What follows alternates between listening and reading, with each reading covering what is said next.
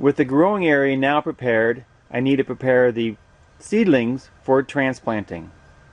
I really like growing in this 18-inch box. When I take these plants out, there will be no root-bound plants. They have plenty of light and plenty of room to grow. But before I put them in the garden, they need to be watered one last time. That way, the soil will stick to the roots as I transplant them from the seedling tray to the garden. When the seedlings are in the seedling tray, we give them what's called constant feed. It's 1 ounce of Mittleider weekly feed and 3 gallons of water. I just mix it up before I apply it to the plants. I use my homemade watering can. I lift the bucket right up next to the edge of the box, and I simply take about 2.5 cans worth of constant feed and water the plants. Because we're transplanting these today, I gave them a little bit heavier watering than normal. There are several reasons why I like growing my seedlings first instead of putting seeds directly into the soil. First of all, we got a 100% germination on all of these seeds here. But yeah, as you can see, there is a big difference between this plant and this plant, and that plant and this plant, and this plant and that plant. So if I had sown the seeds in the garden and gotten 100% germination, I'd still would have inferior plants in the garden. By planting 10% more seeds than I plan on putting in the garden, I can now put the best plants, the healthiest plants, the most productive plants in the garden, so I'm growing food instead of wasting space on a plant that will not produce well. Following the instructions on the Mittleider Gardening Planting Details sheet, and not the instructions on the seedling package, I see that I need to plant my corn 8 inches apart in 2 alternating rows. I keep this gardening planting detail sheet covered because I use it all the time when I'm in the garden planting my seeds or my seedlings. Measuring out 30 feet or so of gardening space to plant plants can be a little tedious. So using the Mittleider garden marker, which has 6-inch spacings on one side and 7-inch spacing on the other, I simply will scratch the marks from one side of the bed to the other. That will mark the growing area, and I know that I will start my first plant right here, move 8 inches over here, put my next plant here, move 8 inches over to here, put my next plant, and so forth. Using a 6-inch long dibble made out of 1/2-inch doweling, as instructed in the Mittleider Gardening Course book, I'll use this to loosen the soil and bring the plant up. If it's a small plant, or once I've got the few plants out, I can start using my hand without the glove to take this plant and the soil out of the seedling tray. To plant the plant, I reach across to the opposite side of the growing area.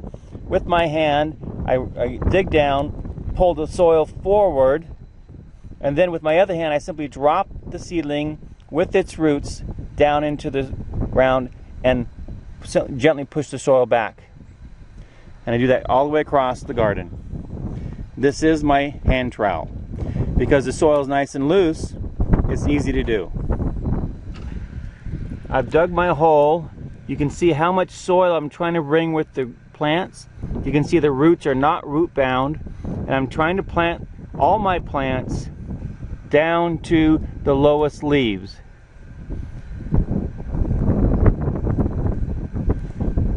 Then I'm just simply going to easily move the dirt back around the plant, and now that is planted.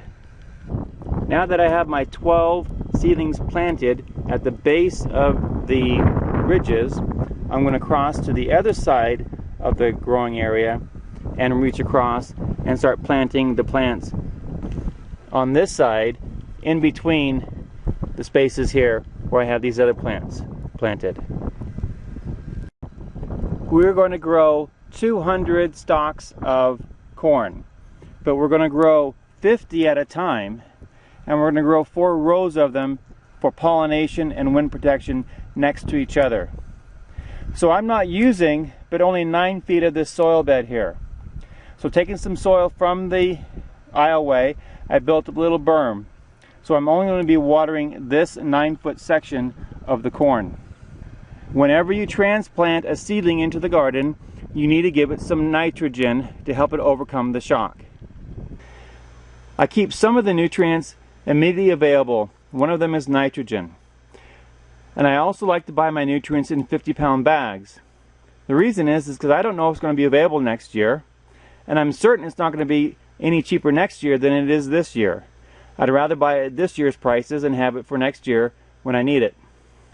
I need to weigh 2 1/4 ounces of nitrogen.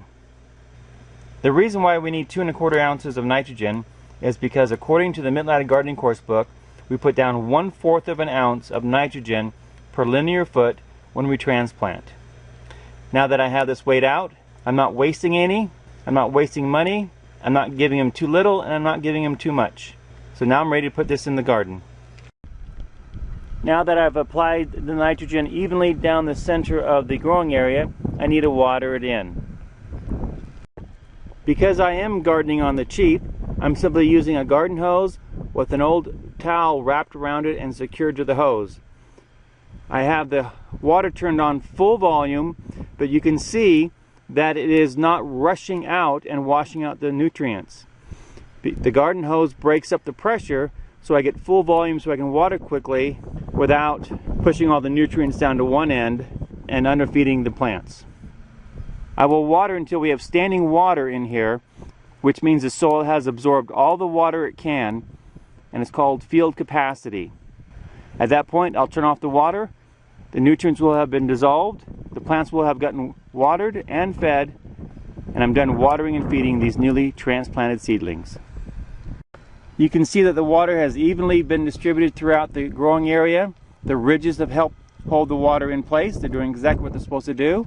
I've got standing water. Now I'm going to turn it off. By the time I had the second soil bed planted and fertilized and started watering, the first soil bed, as you can see, had already absorbed and settled all the water. While this soil bed is filling up with water and the plants are getting watered and fed, I'm going to go ahead and put my arches back on here because I'm planting 5 weeks before most people will plant the corn. Here in Idaho, we can still get some hard freezes, rain, freezing rain, snow, and lots of wind. By putting up the supports, I'll be able to protect the plants from the wind, the cold weather at night, and help them get off to a good start. I've got the hoops on, ready to cover this evening when it gets cold, and I'm done with the garden for the day. This is LDS Prepper reminding you, if ye are prepared, ye shall not fear. You don't need to fear cold weather, you don't need to fear birds coming and pecking up your brand new germinated seedlings because you planted full-grown seedlings in the garden. You don't need to worry about not being able to grow food for your family, even on the cheap, when you follow the Mittleider gardening method.